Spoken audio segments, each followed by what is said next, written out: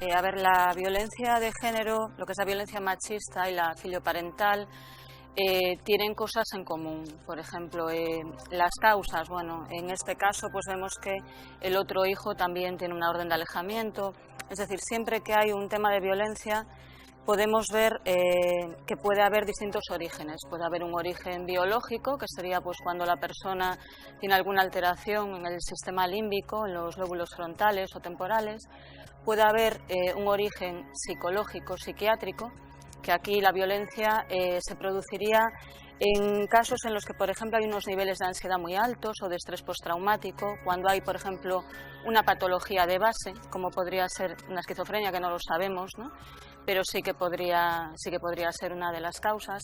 Cuando hay un problema de adicciones, alcohol o drogas, la violencia está muy ligada a estos factores. Y después también hay un origen social, es decir, hay determinados comportamientos que hacen que la violencia se transmita. Por ejemplo,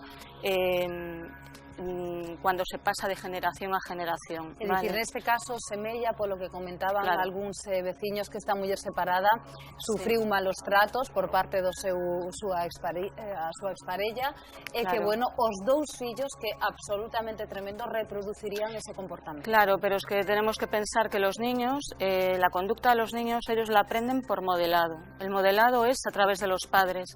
Cuando ellos ven esa conducta día tras día, lo identifican como algo normal o que no es tan grave, porque bueno, las conductas de violencia no son continuas, es decir, pasan por una serie de fases, lo que llamamos el ciclo de la violencia. Es decir, primero hay una fase de acumulación de tensión, en el que la violencia no suele ser directa a la víctima, sino que suelen ser los típicos portazos, golpes, patadas, tiramos cosas que hay encima de una mesa. Va más enfocada hacia los objetos que hacia la persona. Después está la fase aguda, que es cuando se produce realmente el episodio agresivo. Y después hay una fase de arrepentimiento. Cuando es una conducta machista es lo que llamamos la luna de miel, porque el agresor lo que hace es tener cierta responsabilidad de lo que ha hecho, intentar hacerle la vida fácil durante unos días hasta que eso se vuelve a producir. En los hijos sucede un poco lo mismo. Me arrepiento, pensar que para una madre es todavía más difícil denunciar a un hijo.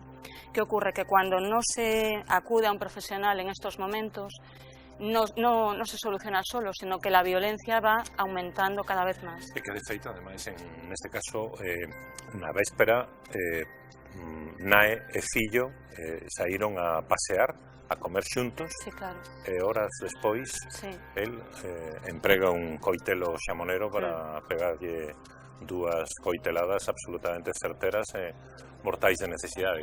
Claro, lo que pasa que seguramente esto no ha sido algo aislado, sino que esta mujer ha tenido malos tratos de este hijo durante tiempo. De que fai unha década, fai 10 anos, habería unha denuncia que logo non continuou, que non seguiu o seu proceso judicial da nai precisamente contra este fillo, que é o menor, que claro, es que 27 anos. Hace 10 años este chico tendría 17, estaría en plena adolescencia. 17, claro. El problema normalmente empieza mucho antes, suele empezar cuando los niños son pequeños, en lo que llamamos el síndrome del emperador, los típicos niños que tienen una baja tolerancia a la frustración, que todo lo que quiero lo tengo que conseguir, y que los padres, porque el niño no sufra, porque todo lo que el niño quiera y yo se lo puedo dar, se lo doy, lo que hace es que ese niño no desarrolle los vínculos emocionales que debe con respecto a las necesidades de las otras personas.